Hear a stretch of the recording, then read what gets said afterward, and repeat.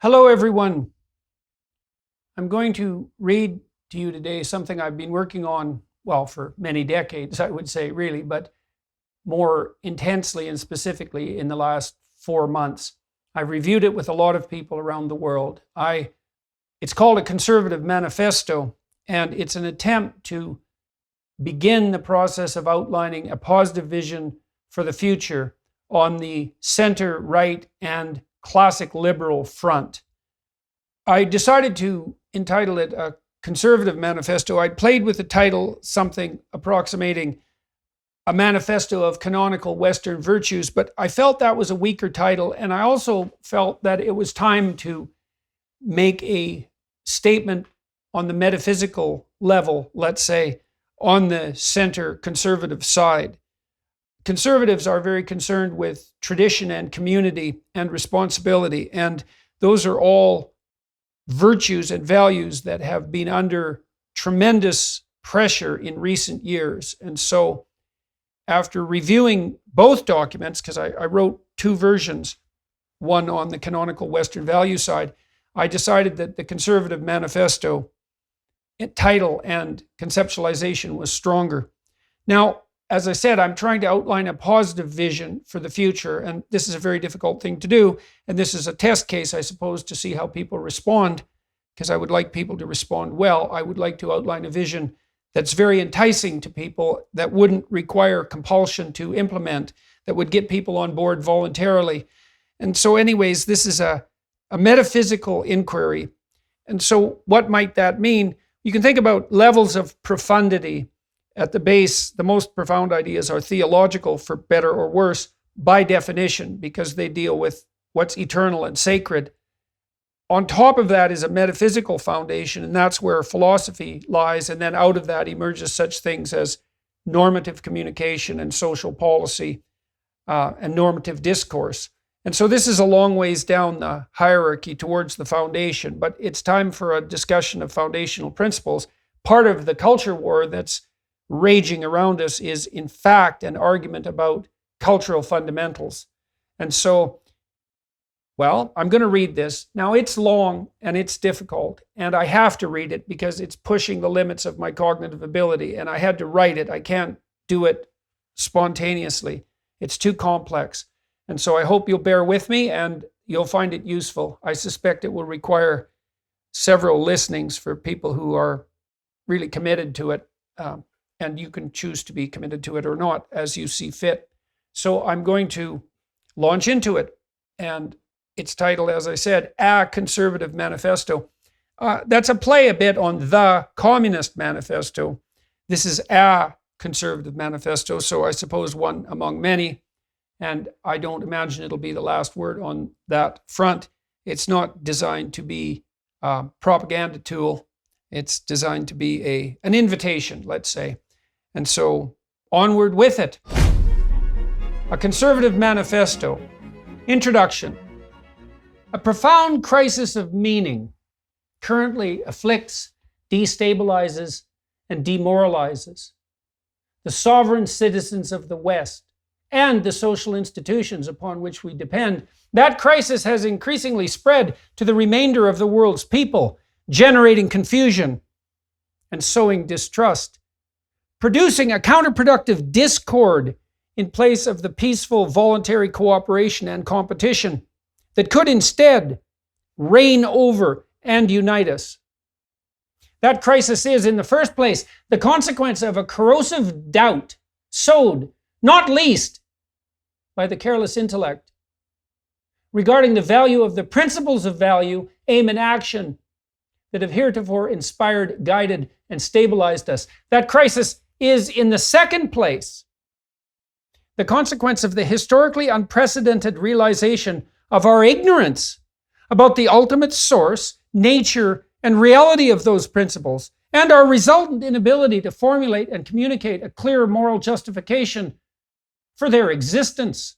That crisis is, in the third place, the consequence of the presumptuous, premature, and finally narrowly self-serving insistence arising from that doubt and ignorance, that nothing but the will to power, the willingness and desire to dominate and exploit, motivates all individual perceptions and actions, and gives rise to and maintains all social institutions. That crisis is, finally, use of the frustration and resentment that necessarily arises when doubt, ignorance, and intellectual pride combine to demonize, divide, and exploit, to insist upon an impossible and final conceptual certitude, and to demand recognition of a false and unearned moral virtue.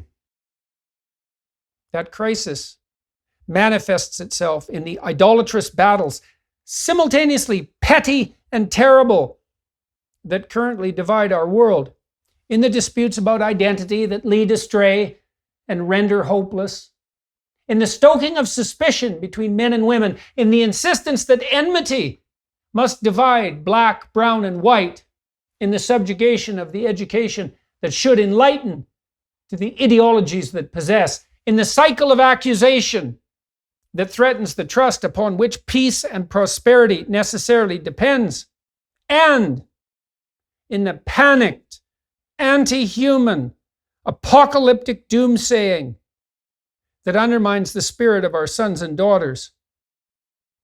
What can those of us who attempt to abide by and manifest a courageous faith in the traditional values of our past offer in such times? Not the thoughtless and instrumental appeal to cynicism and bitterness associated with the insistence that our social and political institutions are fundamentally unreliable, corrupt, and untrustworthy. Not the harsh and condemnatory exhortation or demand to accept and uphold a moral code noteworthy only for its joylessness, sterility, and tendency to forbid and damn. Instead, the confident and forthright transmission of the abandoned eternal verities to all of those who currently wander, thirst, and starve in their absence.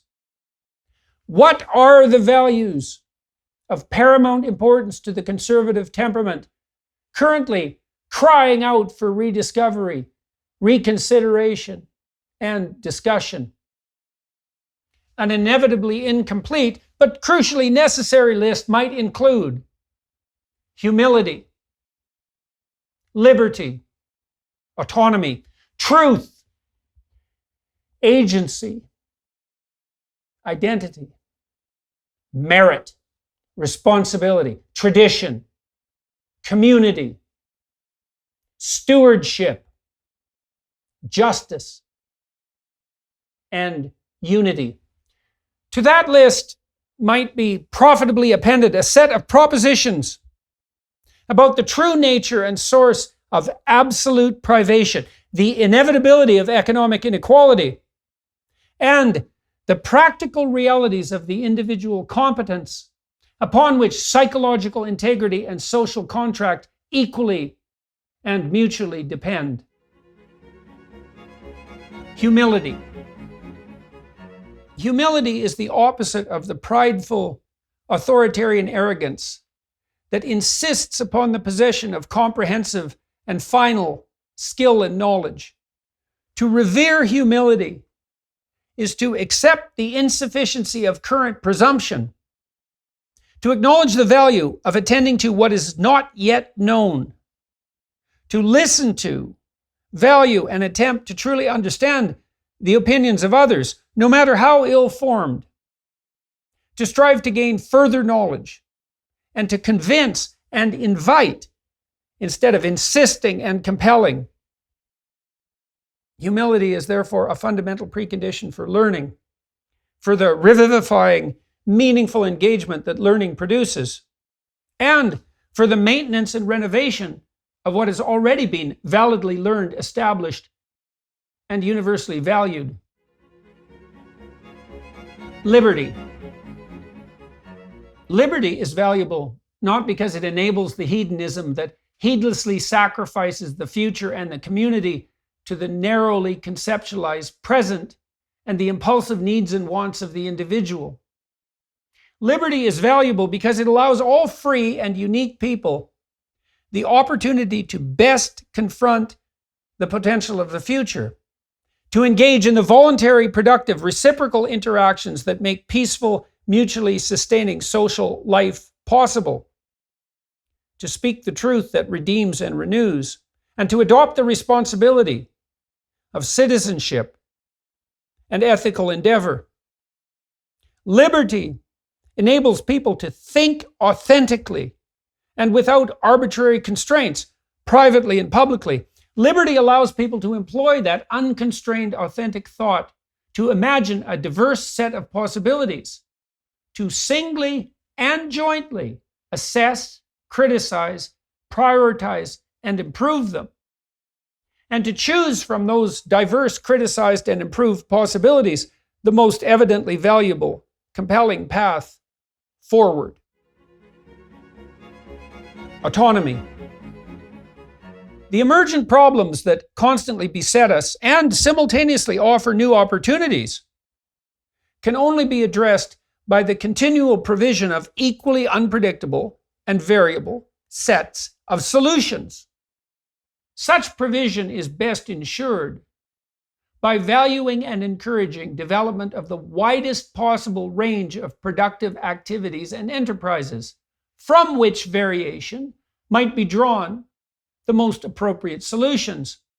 Autonomous citizens can bring the individual differences of their temperament, experience, and skill to bear on the problem of adaptation itself.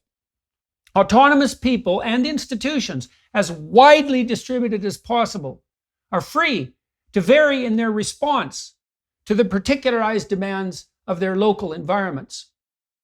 From that variant pool, all individuals, free to communicate and assess, can derive the solutions most apt and efficiently matched to their current situations and problems. Widely distributed autonomous local activities allow for the establishment of resilient, large-scale, unified systems optimally resistant to the rapid and dangerous spread of any given unpredictable emergent problem, optimally able to respond with timely and particularized solutions.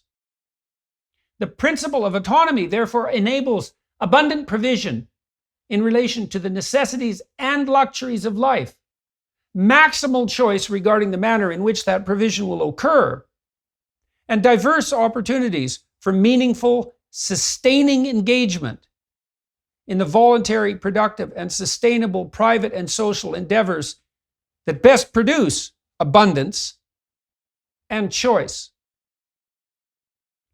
Free markets best fulfill the need for autonomy, local activity, and wide distribution. Their superiority to all other known and likely possible systems, given that fulfillment, should be unapologetically recognized and promoted by those dedicated to the canonical values of the West. No other systems allow for the crucial and ever-changing decisions about what is currently valuable to be made by the uncompelled choice and voluntary endeavor of the widest possible number of people. No other systems allow for the sampling and aggregation of the myriad of widely varying and particularized thoughts and decisions constituted by that free choice and voluntary endeavor. No other system, therefore, does or apparently can operate in the manner that makes continued adaptation to the unpredictable horizon of the future both possible and desirable. Truth. The future genuinely and unpredictably differs from the past. In consequence, a continual array of complex and unforeseen problems present themselves before us, demanding redress. A diverse, honest, and freely exchanged range of thoughts pertaining to those problems is the eternal precondition for the possibility of solution itself, as well as for its dissemination. There are many valid, productive, and attractive ways of looking at and acting in the world, and a variety of perspectives is simultaneously necessary, strategically appropriate, and inevitable. It is also forever the case, however, that disciplined striving in a single direction fortifies and unifies, that an ethic capable of uniting diverse citizens in trust and peace is necessary and desirable, and that truth itself is never to be finally found in a particular set of facts or body of knowledge. The genuine striving forward ethically, instead, is the very embodiment of truth, and therefore the most valid manifestation of truth itself. The humble attempt to advance ourselves and others through discourse as a consequence of listening and spontaneous response is, instead, the very embodiment of truth. The willingness to reach in good faith across the divides of race, sex, economic class, and political temperament is, instead, the very embodiment of truth. The divisive insistence on the absolute relativity of truth can be combated not least with the realization that truth is a process, not a state. The realization, finally, that the adventure of life is to be found precisely in pursuit of the truth constitutes the only real antidote to the corrosive nihilism that justifies deception, hopelessness, cynicism, and abdication of responsibility. The most fundamental freedoms upon which virtuous states and polities depend, freedom of speech and thought foremost above them, exist not for the impulsive gratification of momentary pleasures, but so that the truth that redeems can find its living expression. Agency. The insistence that we are all most appropriately conceptualized at the level of the group, whether by sexual preference, race, gender, political belief, or ethnicity, provides the counter opportunity for conservatives to reestablish and reinforce the bedrock notion and principle of the sovereignty of the individual, which attributes to each person the capacity to advance and progress in the face of uncertainty, malevolence, and adversity. Those with truly canonical Western views can as well oppose the demoralizing notions of the essential corruption of all human activity and its putative basis in nothing but oppression and compulsion, with the knowledge that the desire to strive forward is in its essential form a manifestation of the spirit of voluntary cooperation, the desire for productive, reciprocal social interaction, and the reality of genuine goodwill. The ambition that overcomes privation and penury, the urge to adventure toward greatness, the desire to marry, the wish to have a family, the willingness to shoulder responsibility, all this is truly and genuinely admirable and worthy of recognition and reward. All this constitutes the basis of any truly stable and desirable state, psychological and social alike, with attendant duties voluntarily undertaken and attendant rewards validly earned and distributed. All this is, furthermore, the most reliable basis for any true sustainability. Identity. A sophisticated and adaptive identity is in no wise established through the mere insistence that a felt sense of subjective feeling must dominate and prevail. Identity is instead the result of continual and iterated communication, cooperation, and competition between parents and children, husbands and wives, friends, colleagues, subordinates, superiors, and the present and future selves of sovereign individuals. Identity is, therefore, and must remain, a carefully and justly negotiated agreement between the individual and society at every level of that society. Conservatives can therefore offer a revitalized conception of sovereign citizenship as the most meaningful and significant form of identity.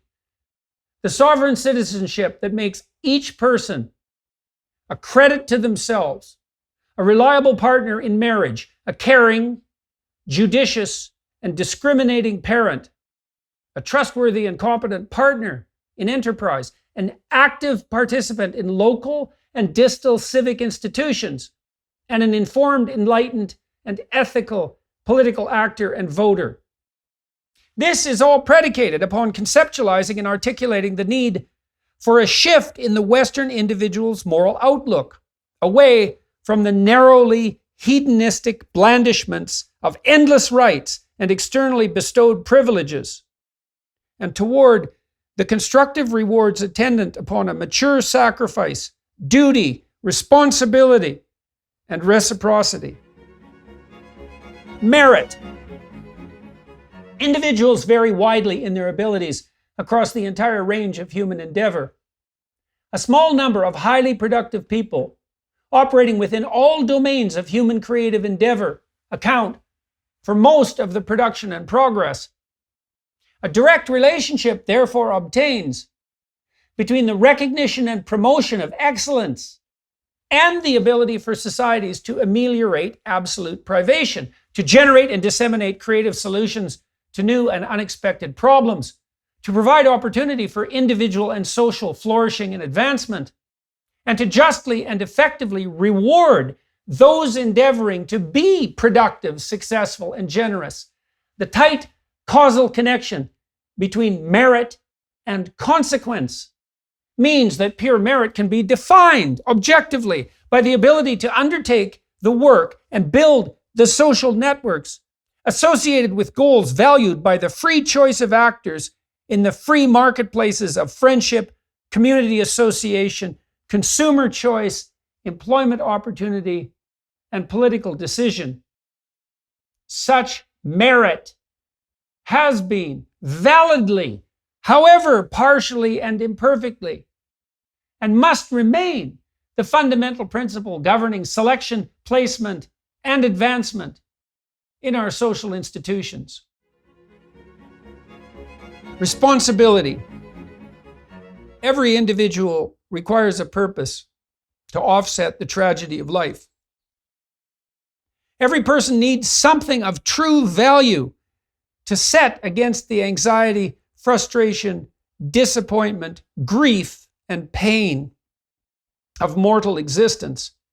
That purpose is not to be found in the cynicism that too easily replaces an initial naivety, or in a short-sighted, narrow, and reactive hedonism, but in the establishment of the stable, reliable, truthful, and productive intimate relationships, friendships, apprenticeships, civic bonds, political duties, philosophical commitments, and religious habits and practices. In the absence of the structure and direction produced by such bonds and activities, the tragedy of life looms unacceptably large.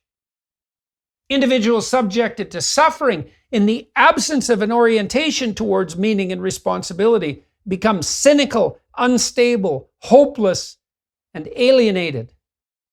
Then, resentful, vengeful, and dangerous. Conservatives can offer personal responsibility, the committed social bonds of marriage, family, and job, and true civic engagement as valid and reliable antidotes to the nihilism of unearned cynicism, the temptation of narrow short-term pleasure, and the demoralizing consequences of faithless hopelessness. Such advocates can remind us all that sacrifice, the willingness to forestall the gratifications of the immediate moment, the willingness to engage in difficult endeavors in the present to build something worthwhile for the future, the moral obligation to withstand the trials of immediate, timely disagreement and conflict to ensure a lasting peace, is a laudable, necessary, and ultimately redeeming activity.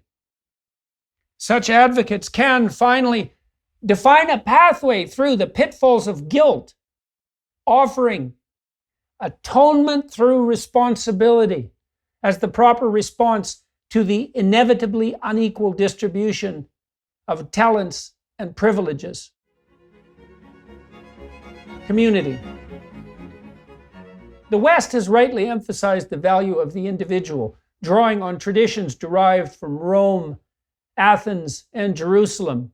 The admirably liberal West has properly and usefully articulated a doctrine of individual rights grounded in natural law in consequence, and that has led to an era of freedom unparalleled in its productivity, generosity, and universality. But the highest ideal to which an individual might aspire cannot be grounded in an atomistic individualism or predicated on the assumption that the highest manifestation of human striving be akin to an isolated self-actualization.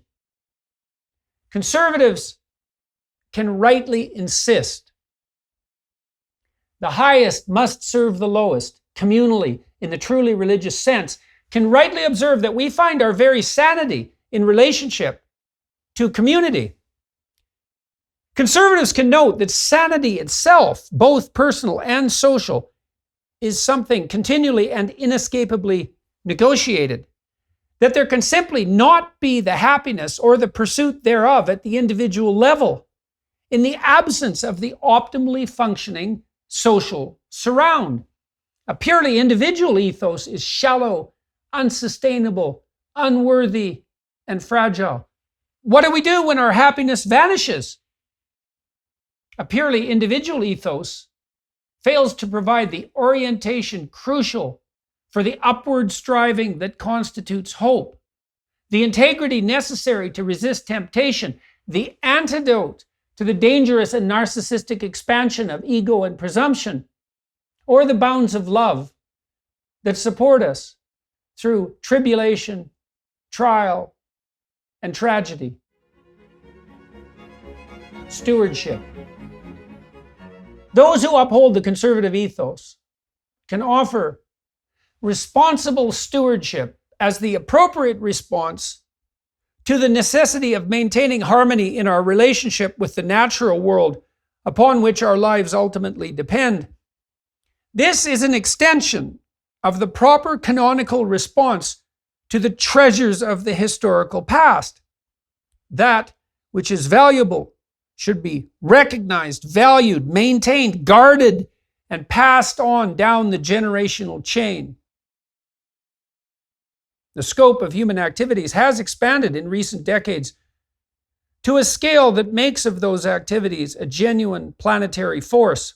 This presents us with real dangers as well as unparalleled opportunities.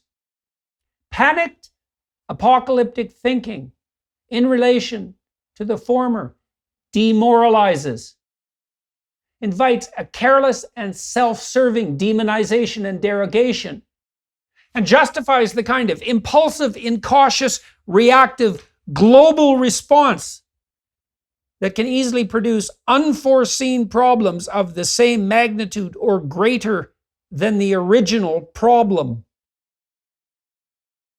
Thoughtful stewards of the natural world, governed by the doctrines intrinsic to the Western canon, can, as an alternative, recognize the particulars of the problems characterizing the relationship between our industrial culture and the natural world, can confidently note the fact that the human ingenuity most effectively manifested in free societies has and might endlessly and ever more efficiently continue to ameliorate poverty and rectify excessive inequality, can encourage conceptualization of the human population and its constituent individuals as a net good in the planetary context, can deliver to young people first and foremost the message that people of faith, courage, and goodwill can manage the very real problems that confront us and make the future not the apocalypse that is always threatening, but the eternally productive and abundant garden that we may all tend and inhabit. Justice. Every individual who strives upward in the optimal and socially beneficial manner deserves and must be granted the benefits attendant upon the consequences of that striving. This is the judicious and discerning recognition, rewarding, and reinforcement of productive and generous ability. This is the justice that fosters and maintains that productive generosity at the individual and the social level. This is the justice that applies discriminating attention to the endeavors and utterances of past and present and enables constant separation of wheat from chaff. This is the justice that has in the past and must continue to be in the future the irreplaceable, necessary, and corrective complement to what would otherwise be the incautious, too forgiving, and infantilizing universal compassion that too easily masquerades and demands recognition as moral virtue itself. Conservatives can rightly insist it is this true and comprehensive justice, grounded in the irreplaceable traditions of our forebears, that has been and must continue to be both available and applied equally to all citizens, regardless of birth or circumstances. Tradition.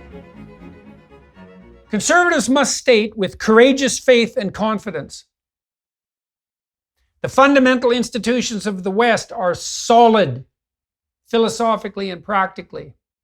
The idea that each individual is equal before the law and of divine intrinsic worth is inextricably associated with the presumption of the sovereign citizen, as well as the associated insistence that the stability of the state rests upon the careful and truthful judgment of that citizen.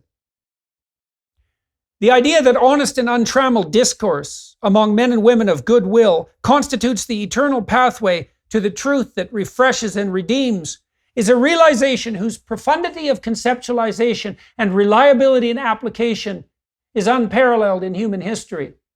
The parliaments, congresses, and senates where those of us in the West transform the inarticulate but reliable and trustworthy sentiments and desires of the people into the articulated body of laws we all abide by are fundamentally good and functional, but require the wise trust and active engagement that conservatives would do well to embody and promote. Marriage, not sexual satisfaction, is the most appropriate goal for love. Children and adults flourish in stable two-parent families. The broader community is best served by stable marriage and family. The needs of those in absolute poverty are best served by an uncorrupted and genuinely cooperative and competitive free market economy. The very real problem of inequality is best solved by a commendable combination of productivity and generosity within the framework that such structured systems provide. All of this nests within the overarching framework of the Abrahamic canon bequeathed to us by our forebears, and should be presented in a spirit of gratitude and humility as an inextricable part and parcel of that inheritance. Unity. A house divided against itself cannot stand. Respect for individual sovereignty, appreciation for the intact family, responsible engagement in civic institutions, gratitude for the traditions that bind us and protect us from chaos, and courageous trust in the essential goodwill of others means unity in both appearance and reality. Conservatives at their best are characterized by profound appreciation for the necessity of such unity, apprehending it properly as the basis for the peaceful cooperation and competition that made, makes, and keeps us strong in the face of both adversity and enmity. Such unity also provides for the psychological and social predictability and structure that keeps the destabilizing terror of uncertainty at bay, as well as for the shared communal purpose that provides the very framework for individual hope.